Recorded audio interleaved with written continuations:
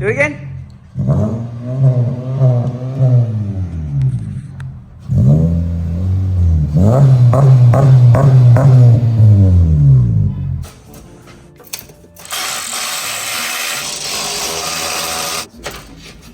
Alright, so once you loosen up this, Brian's gonna use a 14 and then he's gonna crack it open.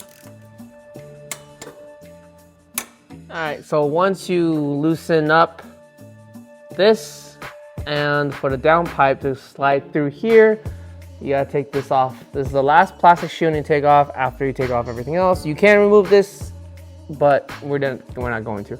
And I'm gonna try to do this with one hand. See how it works. And it worked. And let's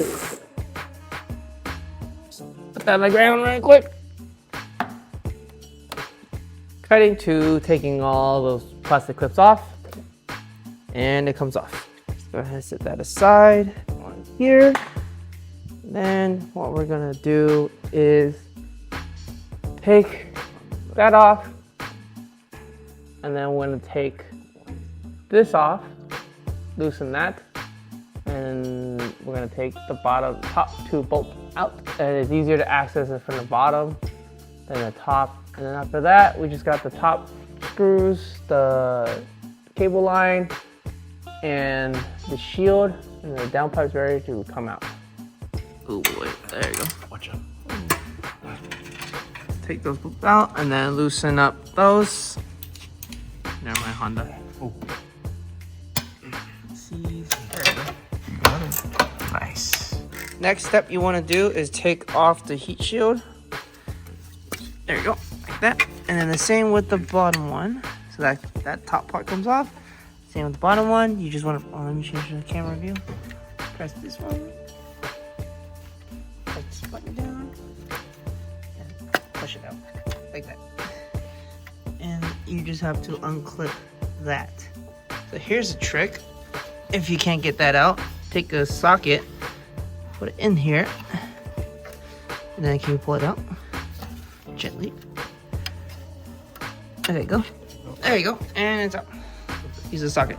After you take all this out and disconnect everything, go ahead and crack open and take that side part out. It is also a 12mm, and you're moving that pipe right there, so then you could take the downpipe and slide it through that corner.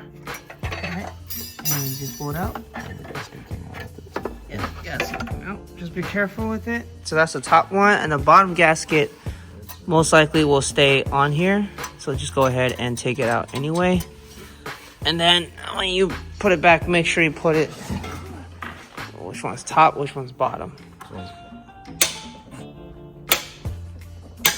Alright, so at this point, Ryan's gonna take the last two bolts off. I'm gonna go underneath and slide a downpipe out. Down. Keep going, keep going, keep going. There we go. Slide it out. Got it? Alright, so that's out. We're gonna go ahead and open a new one. Gaskets and an O2 extension cable because the stock one is not long enough to reach it. Now we are going to take off the O2 sensors from the stock one and transfer it over. As stated before, do one at a time just so you don't get confused. And torque it down to 15 foot-pounds. Remove the factory crusty gasket. Crusty. Perfect. So much easier. No giant thing in the way. No giant thing in the way. Oh. So after you put this on, make sure it's loose to give it a little wiggle room.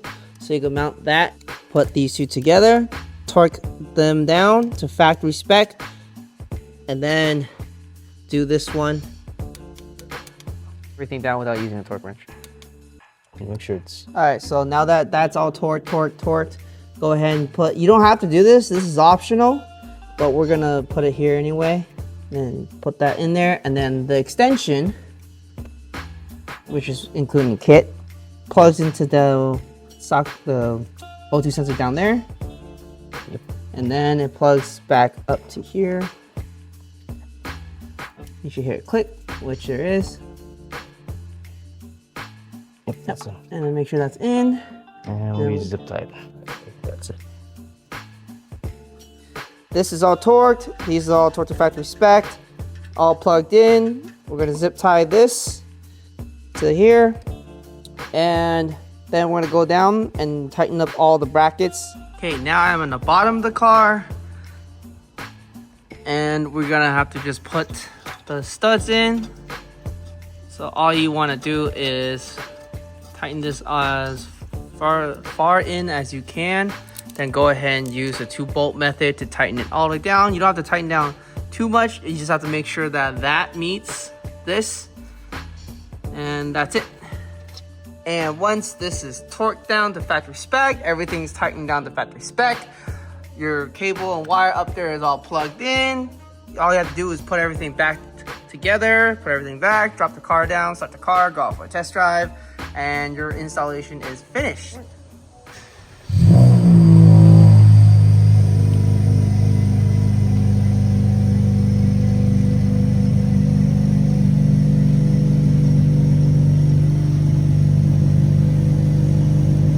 Not bad.